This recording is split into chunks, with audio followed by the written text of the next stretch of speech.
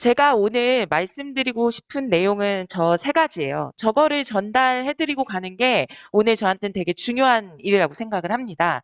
세 번째이기 때문에 앞에서 했던 얘기들이 좀 있겠지만 그것들이 결국 어떤 결론을 향해서 다가가는지를 좀 정리하는 시간이다. 이렇게 보시면 좋을 것 같습니다. 저 세 가지. 우선 첫 번째는 내신 3.5 이하 필수 전형이라는 점. 이거는 일반고 기준입니다.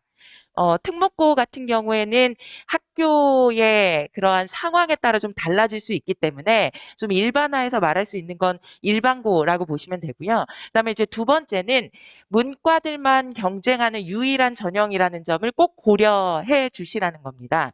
아시겠지만 통합수능에는 그 수학의 영향력이 엄청나죠. 수학이 표준 점수의 영향력이 아주 크기 때문에 수학이 4등급 이하다라고 얘기하면 사실상 정시로 인서울은 어렵습니다. 그리고 잘 알고 계시는 것처럼 현재 수학이 3등급 안에 든다고 해도 고등학교 3학년 올라가서 이과 N수생들이 들어오는 상황에서는 사실 국어하고 수학이 한 등급씩 떨어진다는 건 잘 알고 계실 텐데요.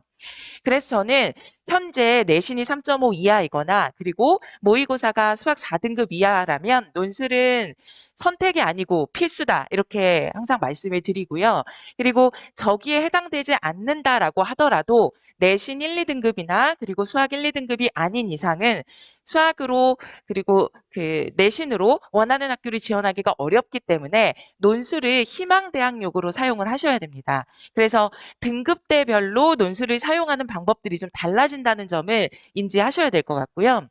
그다음에 세 번째, 정시 경쟁률로 명문대를 진학할 수 있다. 이거 아주 중요한 부분입니다. 논술에 대해서 굉장히 낭설이 많아요. 로또라는 얘기도 있고, 그러나 그거는 최초 경쟁률에 대한 얘기인 거고요. 최저 조건을 맞춘다면 10대 1 내외의 경쟁률로 명문대를 진학할 수 있기 때문에 논술 전형을 잘 활용하십사 이런 말씀을 드리고 싶습니다. 그래서 저 세 가지를 근거했기 때문에 제가 논술이라는 게 통합수능 시대에 인문계열 학생들의 꿈을 지켜주는 전형이다. 이렇게 좀 말씀을 드리거든요. 그 방법론에 대해서 좀 오늘 얘기를 드리도록 하겠습니다. 먼저 이것을 보셔야 제가 하는 얘기들을 더 신뢰하실 거라고 보고요. 저희 학원 전체 자료 아니고요. 제 학생들입니다. 작년 저희 반에서 수강을 했고 합격한 학생들 중에서 후배들을 위해서 자료를 공개해 준 학생들입니다. 여기서 주요하게 보셔야 될 포인트가 한 세 가지 정도 있거든요. 그거를 좀 말씀드리도록 하겠습니다. 우선 첫 번째는 아까 말씀드렸던 내신 3.5 이하. 이거 그냥 제가 허황되게 말씀드리는 게 아니고 다 저희 반 학생들 근거를 통해서 말씀을 드리는 건데요. 여기 보시면 5등급 대, 4등급 대, 6등급 대 많이 있는 거 보이시죠? 네. 내신이 3.5 이하의 필수 전형이라고 얘기한 것에 근거가 되는 학생들이라고 보시면 되고요. 사실 훨씬 더 많은 학생들이 있습니다. 논술은 3등급에서 6등급까지의 학생들이 집중하는 전형이에요, 주로. 이 학생들은 주로 6논술을 진행을 하고요. 그리고 2.5에서 3.0 정도 해당되는 학생들은 학종과 논술을 병행해서 지원을 하거든요. 1, 2등급 대 학생들은 2.5 안에 든 학생들은 당연히 교과에 집중을 해야 되고요. 그래서 2.5에서 6등급 여기에 좀 집중을 해야 되는데 그러한 결과들을 이 학생들이 굉장히 잘 보여주죠. 그리고 또 하나, 여기 지금 하나, 둘, 셋, 네 번째가 수능 등급이거든요. 근데 저 순서가 국어, 수학, 영어, 탐구, 탐구입니다. 근데 제가 아까 4등급 이하 필수 전형이라고 얘기를 했잖아요. 여기에 보시면 지금 서강대나 이화여대 합격한 학생조차도 수능에서 수학이 3등급인 거 보이시죠? 네. 그 학생을 제외한 나머지 학생들은 다 4, 5 혹은 공개 불가인 거죠, 지금. 수학이 사실 요즘의 화두예요. 4차 산업 시대를 준비하고 있기 때문에 이과의 영향력이 커지고 있고 수학의 중요성 그리고 논리적인 사고가 굉장히 중요한 시대여서 이 시대적 흐름은 어쩔 수 없지만 그럼에도 불구하고 인문학적인 창의력하고 예술적인 사고도 중요합니다. 그래서 인문학을 얼마나 잘 키울 것인가 이것도 관건이 되기 때문에 인문 쪽에서는 논술적인 사고를 한 학생들이 되게 중요하거든요. 그래서 비율은 줄었지만 여전히 중요한데 이 상황을 잘 비집고 들어가서 어떻게 논술을 활용할 것인가 이거를 생각해 본다고 했을 때 이 학생들은 그 상황에 굉장히 잘 적응해서 자신의 꿈을 놓치지 않고 끝까지 좋은 결과를 냈다는 점. 이게 굉장히 중요한 지점이에요. 그래서 보시면 저 첫 번째 학생 같은 경우에는 지금 3, 4, 2, 1, 1이잖아요. 3, 4, 2, 1, 1은 사실 정시로는 성균관대 갈 수 없죠. 그렇죠? 그리고 내신은 2.9니까 그래도 내신은 여기 있는 다른 학생들에 비해서 나쁜 편은 아니죠. 그러나 저 학생이 내신은 2.9지만 그걸로 일반고 학생이 성균관대를 진학할 수는 없죠. 그러나 논술로는 성대를 진학했다는 점, 이게 굉장히 중요하고요. 그리고 그 밑에 있는 학생도 봐주시면 23111이에요. 이 학생은 그래도 111이니까 굉장히 잘하는 편이잖아요. 근데 영어랑 탐구가 111인데도 불구하고 역시나 수학은 3등급인 거 보이시죠? 근데 이 친구 6월 학평도 봐주시겠어요? 6월 학평에서는 24211이었죠. 근데 요 6월 학평 정도의 점수가 거의 좀 꾸준히 유지되던 학생이었는데 이 학생 같은 경우엔 그래도 올려서 23111이었던 거죠. 그러나 23111이라고 해도 정시로는 서강대나 이화여대가 어려운 게 현실입니다. 서강대, 이화여대, 성대는 사실 1등급 대 아니면 2등급 초반이어야 가능한 거잖아요. 모든 영역이. 그래서 쉽지 않지만 이 학생들은 논술로 그거를 진학했다는 게 되게 중요합니다. 그러나 저렇게 상위권 학교만 있느냐? 그렇지 않죠. 여기 중간에 좀 봐주시면 수학이 5인 것을 뿐만 아니라 내신이 5점대, 4점대인 학생들도 보이시잖아요. 이 중에서는 일반고도 있고 특목고도 있을 텐데요. 저기 중간에 특목고 숙명여대 일본학 합격한 학생 봐주시겠습니까? 거기 보시면 지금 내신이 5.83이에요. 그렇죠? 아무리 특목고라고 해도 내신이 5.83이면 사실 숙명여대 진학은 어렵습니다. 그러나 이 친구는 요 시점부터 시작했던 학생이거든요. 대일외고 학생이에요. 근데 학종을 3개 쓰고 논술을 3개 썼는데 지금 논술만 붙은 상황이거든요. 5.83으로 학종으로는 숙명여대 어렵습니다. 아무리 대일이라고 하더라도. 그러나 이렇게 병행했기 때문에 이런 좋은 결과를 냈다. 요거를 좀 주목해 보셔야 될 것 같고요. 그 다음에 여기 밑에 학생들 또 봐주시면 2합 6, 2합 5만 공개를 했는데 이 학생들은 사실 영어하고 사탐으로 최저를 맞춘 학생들이에요. 국어하고 수학으로는 사실 최저를 맞추기 어렵고 그리고 인서울을 하긴 정시로는 더더구나 어렵고 내신도 6등급, 4등급이기 때문에 학생부 종합전형은 사실상 더 어렵죠. 그렇지만 여기 지금 논술로 2개, 3개 합격한 거 보이시죠? 네. 그래서 이러한 전형의 논술이라는 걸 좀 인지하시고 오늘 제가 이후에 드리는 말씀을 좀 집중을 해주시면 훨씬 더 주목이 되지 않을까. 그리고 방법론에 대한 이해가 좀 되지 않을까. 그래서 여기서는 내신 3.5 이하, 그 다음에 수학 4등급 이하, 그리고 6월 학평에서 큰 변화가 없다는 점, 요 3가지 포인트를 확인을 하셨다면 이 자료는 충분히 역할을 한 것 같습니다. 그래서 우리가 이제 어떻게 준비해야 될까에 대해서 좀 얘기를 해보아야 합니다. 2025학년도 시행계획이 발표가 됐어요. 그렇죠? 근데 확정 공고는 내년 5월에 하기 때문에 지금 2024로 확정된 내용을 가지고 우선 이해를 돕기 위해 설명을 하겠습니다.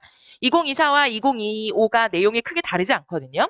여기서 이제 주목해서 보셔야 될 점이 전형 방식과 수능 최저 학력 기준인 거죠. 전형 방식을 보시면 연대나 지금 성대나 이화여대나 경희대, 건대 굉장히 유명한 좋은 학교들이잖아요. 근데 논술 100%인 거 보이십니까? 지금 전형이 다양한 데는 이유가 있는 거예요. 교과 전형, 학생부 종합 전형, 논술 전형, 정시 전형 이렇게 전형이 다양하다는 얘기는 내게 맞는 맞춤 전형을 선택해서 원하는 학교에 지원하라는 교육부의 방침인 거잖아요. 그런 거를 생각을 해보신다면 이렇게 논술 100전형들을 활용할 수 있는 기회를 놓치지 마시라. 이걸 좀 말씀드리고 싶고요. 그리고 논술 100이 아닌 학교들도 보시면 교과가 10%밖에 들어가지 않거나 많이 들어간다고 해도 20, 30%거든요.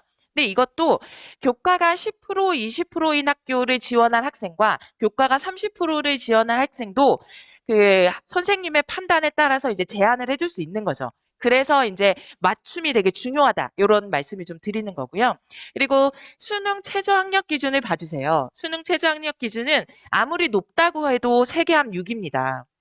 세계함 6이란 말은 사실상 문과 학생들에겐 수학에 대한 등급을 뺐다고 보시면 되고요. 그래서 국어하고 영어하고 탐구로 보통 3함 6을 맞추는 경우가 많습니다. 그 정도만 맞춰도 성대, 서강대, 중대, 이대 이상을 갈 수 있다는 점이 논술 전형이 가지는 가장 큰 좋은 점이라고 보시면 될 것 같고요. 이런 논술 전형의 방식 때문에 좋은 일들이 일어나는데 그것 전에 요거 한번 좀 봐주세요. 여기 내신도 한번 봐주시길 바랍니다. 아까 3.5 이하 필수 전형이라고 얘기한 것의 근거가 바로 이거인데요. 논술 100%인 학교들도 있지만 10%, 20%, 30%로 내신이 들어가는 학교도 있잖아요. 근데 내신이 들어간다고 해도 내신의 실질 반영률이 낮다고 얘기하는 것을 좀 설명드리려고 해요. 하나를 찝어서 좀 말씀을 드리는 게 보기가 편하실 테니까 이 중에서 제가 서강대, 여기 지금 두 번째 라인입니다.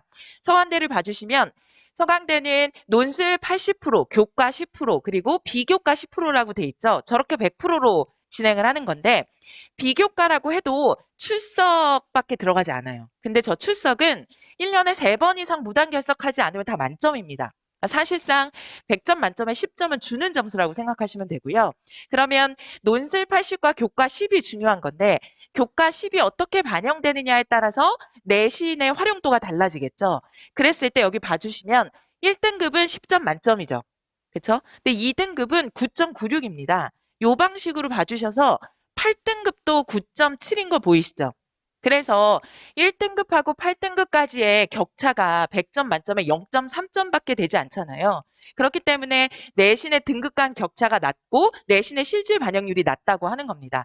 여기 보면 서강대만 그런 것이 아니라 대부분의 학교가 그렇죠. 근데 그럼에도 불구하고 여기 중대 같은 경우에는 7등급까지는 19.2점이지만 20점 만점에 8등급부터는 16점인 거 보이시죠? 그래서 이제 진학 지도를 할 때 중대 같은 경우에는 8등급부터는 지원하지 않게 하는 거고 서강대 같은 경우는 8등급까지도 지원할 수 있게 하는 거죠. 이렇게 학교별로 내신의 반영 비율과 등급 간 격차가 차이가 있기 때문에 저런 것만 잘 활용한다면 1, 2등급이 아니어도 누구나 연대, 서강대, 성대까지 꿈꿔볼 수 있다는 점이 이제 제가 아까 말씀드렸던 논술로는 명문대 진학이 가능할 기회가 여전히 남아있다는 말씀을 드리는 거예요. 왜냐하면 교과 전형은 3년을 열심히 한 결과로 가는 거고요. 학생부 종합전형도 마찬가지죠. 그리고 정시는 사실상 수학에 달려 있습니다. 하지만 논술은 지금부터 시작해도 고등학교 처음 들어갔을 때 꿈을 진학할 수 있는 기회가 있다는 점이 여기서 이제 포인트가 되는 거죠. 그러면 제가 말씀드렸던 그런 논술 전형 방식과 내신의 반영 비율 때문에 이런 일이 일어나는 겁니다. 이게 이제 형식 경쟁률과 실질 경쟁률이에요. 작년 각 대학들이 발표한 내용들 지금 정리해 놓은 건데요. 서강대 같은 경우에 형식 경쟁률, 즉 9월 둘째 주 원서 접수했을 때 그 최초 경쟁률이 81.69대 1인 거 보이십니까? 그러니까 저런 것 때문에 로또다 이런 얘기들이 나오는 건데 실질 경쟁률은 20.22대 1이죠. 그렇죠. 근데 여기서 함의하는 바를 두 개를 찾으셔야 됩니다. 우선 첫 번째는 생각보다 내신의 경쟁률이 이렇게 높지 논술의 경쟁률이 이렇게 높지 않구나. 이거 하나. 그다음에 또 다른 하나는 이건 숨은 함축을 찾으셔야 되는 건데요. 아니 이렇게 세계 함 6, 7이라는 최저 맞추기도 어려운 학생들이 정시를 과연 어떻게 맞출까? 이걸 한번 생각을 해보셔야 됩니다. 그러니까 지금 보시면 81.69대 1이었는데 20.22대 1이 됐다는 얘기는 3합 6, 3합 7을 못 맞춘 학생들이 이렇게나 많다는 얘기잖아요. 그렇죠? 근데 원서 쓸 때만 해도 9월 둘째 주만 해도 그걸 맞출 수 있을 거라고 생각해서 원서 지원을 하는 건데 사실상 그걸 못 맞춘다는 얘기잖아요. 그래서 정시로 인서울 한다는 게 얼마나 어려운지 여기서 또 한 번 우리가 알 수 있는 거죠.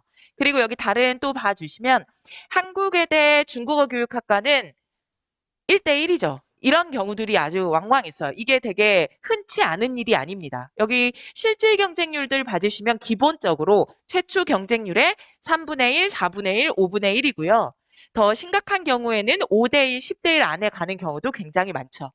그래서 논술 전형을 제발 잘 활용하기를 바라는 게 제가 이제 가장 많이 말씀드리는 얘기입니다. 그리고 이것도 좀 말씀을 드릴게요. 아까 말씀드린 것처럼 내신의 반영 비율이라든지 이런 것만 차이가 있고 그 다음에 최저 조건만 차이가 있는 것이 아니라 출제 유형도 이렇게 차이가 있으니까 우리 아이에게 적합한 학교만 잘 선택을 한다면 얼마든지 가능성이 있다는 말씀을 좀 드리고 싶습니다.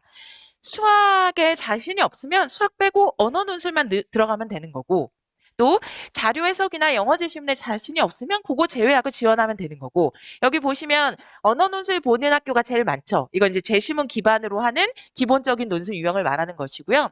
영어 제시문 들어가는 학교도 있고 수리 논술 들어가는 학교도 있잖아요. 그래서 맞는 조건에 맞춰가지고 지원 연습을 한다면 정말 지금도 충분히 가능하다. 이 말씀을 좀 드리고 싶습니다. 그리고 이거 되게 중요한 정보죠. 뭐 이미 많이들 알고 계실 텐데요. 내년에는 이제 고대가 또 논술이 부활하잖아요.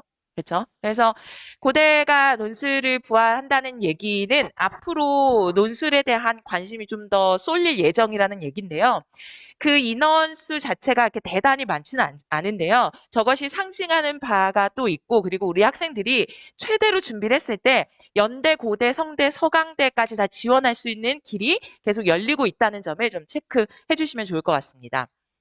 그래서 논술 문제라는 거는 어떻게 출제되느냐 이 얘기를 좀 드려봐야 될 것 같아요. 개괄적인 얘기만 제가 좀 정리를 해놨습니다. 논술은 기본적으로 90분에서 120분 정도의 시간 동안 시험을 봐요. 근데 저거는 최소와 최대를 제가 정리를 해놓은 거고요. 평균적으로 보통 100분 동안 시험을 봅니다. 100분 동안 지금 제시문 4개에서 7개 정도 나옵니다. 수능 국어하고 한번 대비해서 생각을 해보세요. 수능 국어는 80분 동안 45문제 풀어야 되잖아요. 그러니까 한 문제에 1분 몇 초씩 풀어야 되죠. 그러나 논술은 100분 동안 한 3문제 정도 풀거든요. 게다가 수능 국어는 제시문이 10수개 나오잖아요. 많으면 한 20개까지도 나오고. 근데 논술은 많이 나와봐야 7개 정도 나옵니다. 그래서 수능 국어와 논술은 질적으로 좀 다른 시험이다 이렇게 보셔야 됩니다. 그래서 수능 국어는 사실 내신의 연장선이잖아요. 수능 국어는 문학과 비문학이 같이 출제되는데 문학 같은 경우는 내신 공부하듯이 기존의 기출문제들을 다 공부한 다음에 시험 시간에 들어가서 아는 문제가 나왔을 때 탁탁탁 찍고 나머지 시간을 가지고 비문학에 집중을 하는 거거든요. 근데 논술 같은 경우에는 그런 식의 압축적인 자기 공부한 내용을 토해내는 시험이 아니라 딱 3문제, 주어진 시간 동안 3문제만 제시문에 기반해서 풀어내면 되는 겁니다. 그래서 오픈북 테스트에 가깝다. 이렇게 좀 보시면 좋을 것 같고요.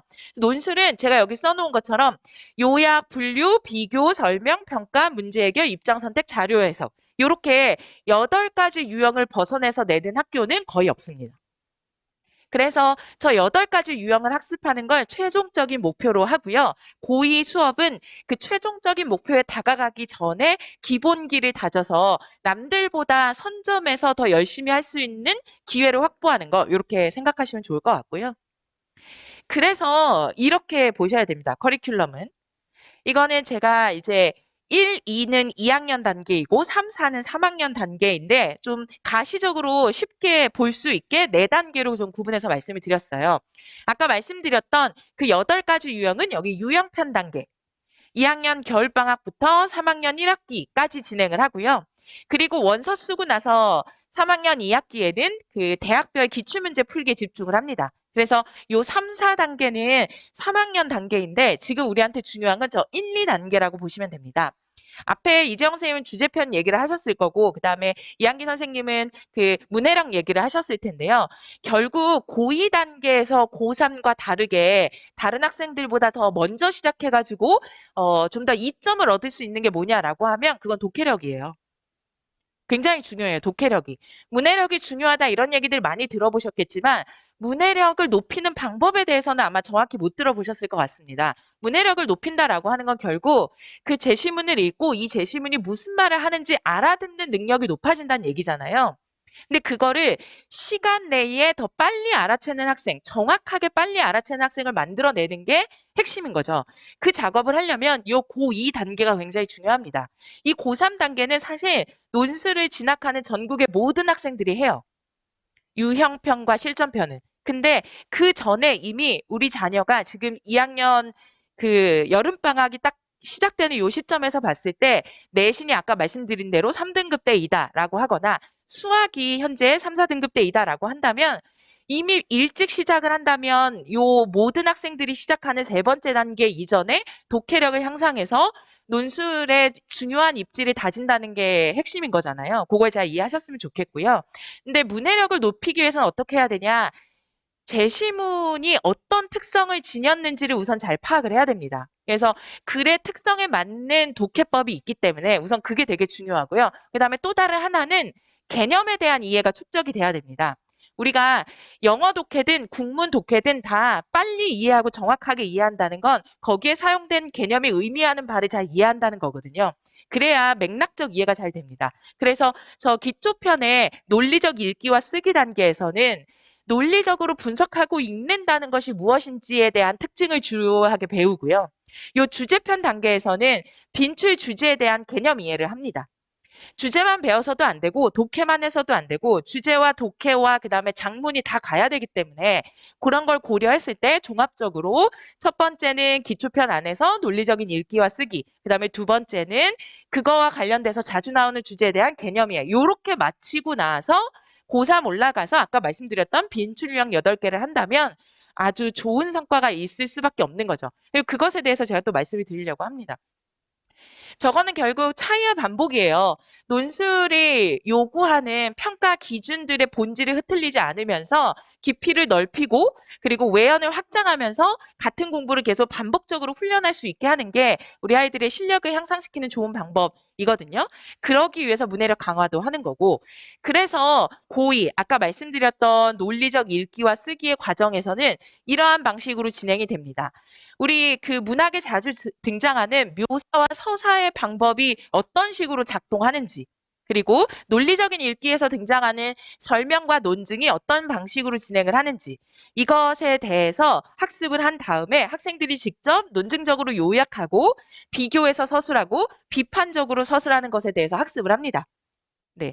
그래서 이러한 단계를 거쳐야 비로소 학생들이 문해력이 향상되고 그렇게 됐을 때 수능 국어에서 비문학 실력 향상은 물론이고 사탐에서 사고력 수업에 대한 관여도도 높아지게 되는 거죠.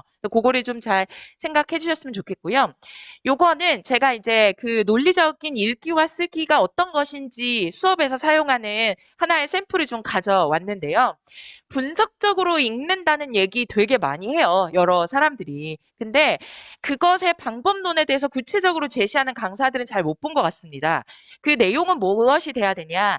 어떤 쟁점에 대해서 어떤 주장을 어떤 근거를 토대로 얘기하고 있는지 그리고 그렇게 얘기하는데 모순이 없으려면 어떤 기본 가정이 존재해야 되는지 그리고 맥락상 어떤 배경에서 어떤 관점을 가지고 이 글을 쓰게 됐는지 동일한 제시문을 읽더라도 이렇게 8가지를 계속 찾는 연습을 하면서 읽으면 독해력이 늘지 않을 수가 없습니다.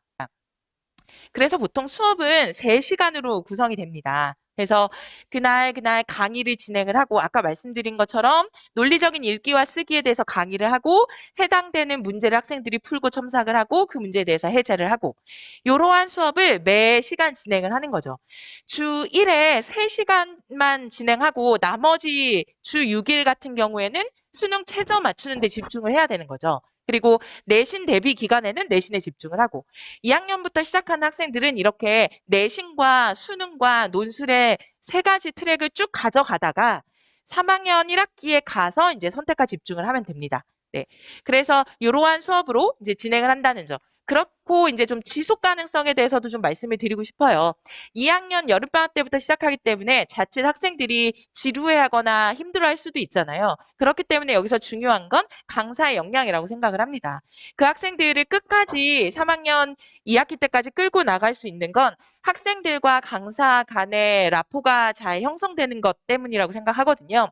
그러한 신뢰관계를 형성하기 위해서는 아까 말씀드린 대로 우리 학생들의 지적 호기심을 자극하는 그런 전공자의 깊이 있는 강의와 그리고 저희가 학문을 하기 위해서 모인 것이 아니기 때문에 아까 말씀드렸던 논술 전형의 방식에 대한 다양한 이해를 통해로 학생들에게 맞춤형 그런 전략을 제시한다는 점, 이게 되게 중요합니다.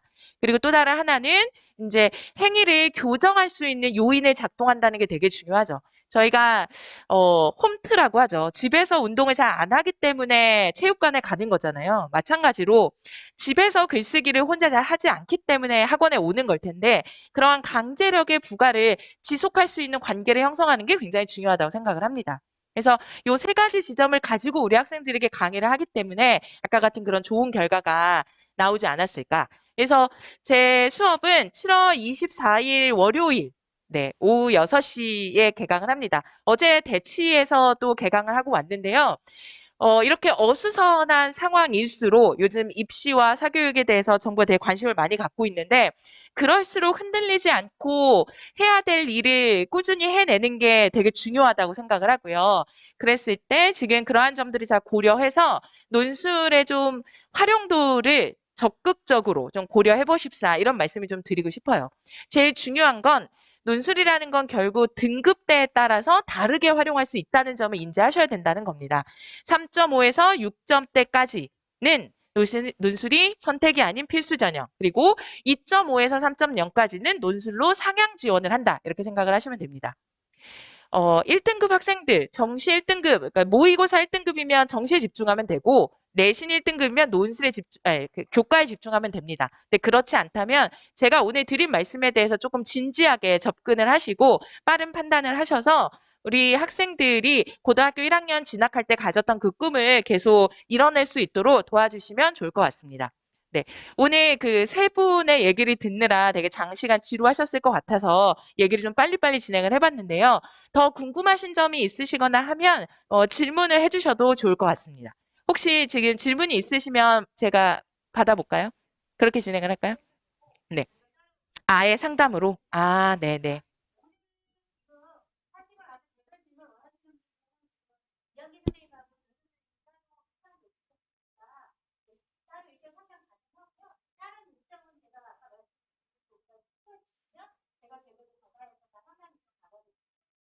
네네, 알겠습니다. 그러면 지금 들으신 대로 이후의 상황은 진행을 하도록 할 테니까요. 오늘 저희의 얘기는 여기서 마치도록 하겠습니다. 수고 많으셨습니다.